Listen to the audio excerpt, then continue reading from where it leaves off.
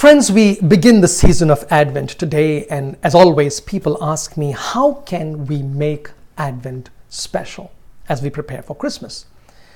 Now, I have chosen to focus on the second reading of the first Sunday of Advent, and it's a very short scripture passage taken from the first letter of St. Paul to the Thessalonians.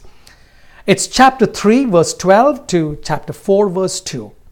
After this episode, I would like to request you to read that passage for yourself. Now, I have taken 3 points from that scripture, and I'm going to let these 3 points guide me through this entire Advent season. I hope this will be helpful for you as well. So here is what Paul says in 1 Thessalonians chapter 3, verse 12. He says, "Abound in love for one another and for all."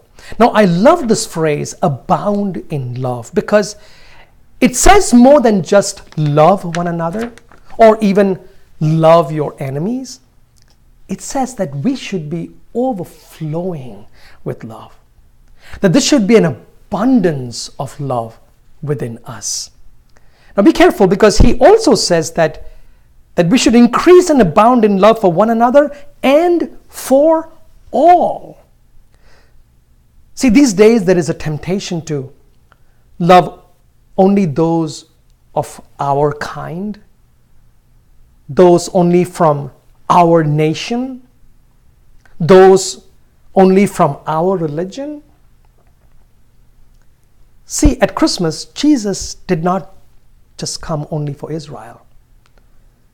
Jesus embraced the whole world and all people. And I think this Advent, we too must do the same. Let us abound in love, overflow with love for God and for all. Secondly, in 1 Thessalonians chapter 3, verse 13, Paul says, "Be blameless in holiness." Be blameless in holiness, in holiness, in holiness before our God. Folks, we know a few things about God, right? We know that God is love.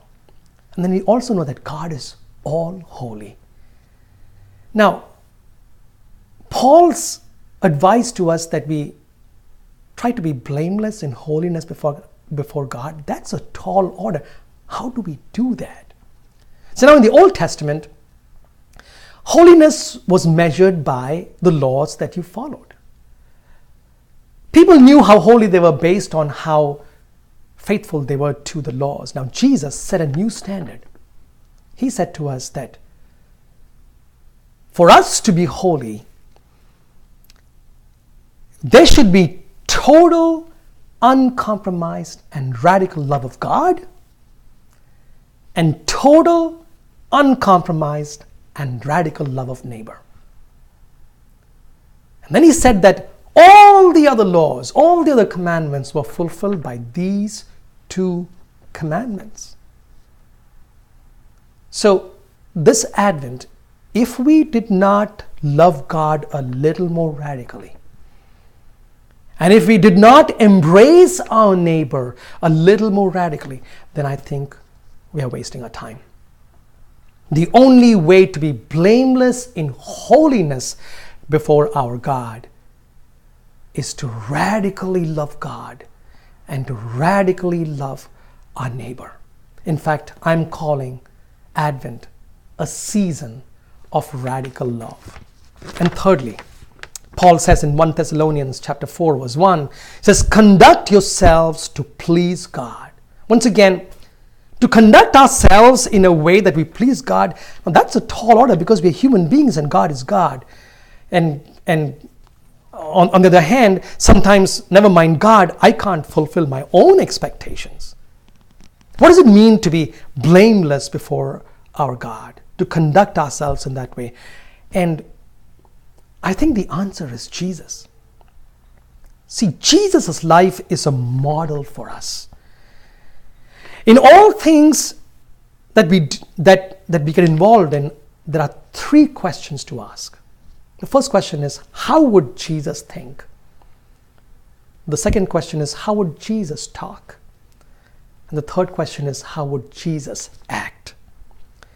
If we think, talk, and act like Jesus, all of this Advent, folks, a miracle is about to happen. So on Christmas Day, we will not just be celebrating the birth of Jesus, we will actually be giving birth to Jesus.